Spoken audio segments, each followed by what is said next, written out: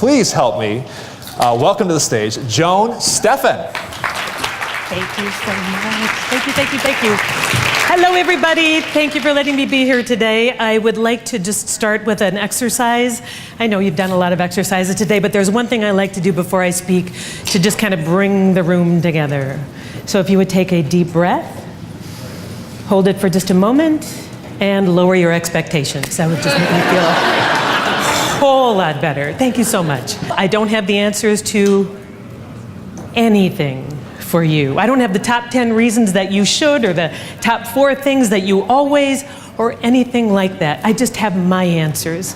I've lived a life that has been filled with a lot of things that people would call success. I've been, as he said, I was a news anchor for 20 years, part-time up in Duluth, most of the time down in the Twin Cities. I worked on HGTV. I got a chance to hang out at the White House. I got a chance to do the Rose Parade. I got a chance to give away millions of dollars worth of homes on HGTV. And yet, I didn't feel the success. I was a scrubby little redhead. I was about 60 pounds overweight from 3rd grade on. Scrubby little redhead who had big dreams, who liked to tap dance, although nobody taught me how to tap dance. So I just did what I thought you were supposed to do when you tap danced. I loved to lay on my bed and read books and dream and sing and imagine. And in my family, that was called laziness. So, therein lies the premise for my story. I lived my life for 50 years thinking there was something desperately wrong with me. I used to think of myself as the absence of good qualities, even though you can look at the list of things that I have somehow accomplished, but it was all at the expense of me. And so I started to live my life differently from there. And I went to live 5 of the hardest years of my life, watching my sister pass away, my dad pass away, my mother move into a nursing home. It was just, I was taken to court. It was some of the most terrible times of my life. But I was able to understand that I was present within it.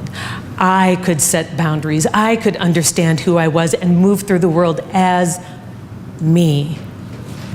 I did not intend for it to be a book. It ended up becoming a book. And it tells the story about how we are all born brilliant and unique and wonderful.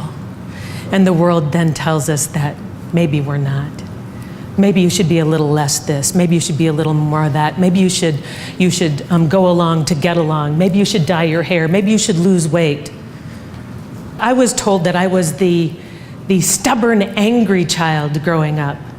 I wasn't stubborn and angry. I was passionate, and I was a dreamer, and I knew what I wanted to be. Look at those stories. Excavate your life. Excavate your life. Because if you don't live your life, it will not be lived. You are that unique. Take a deep breath again for me, if you would. And just think a kind thought to yourself. About yourself. Forgive yourself something. Remember who you are, be who you are, share who you are, and that sound you hear is you changing the world. Thank you very much for letting me be here today.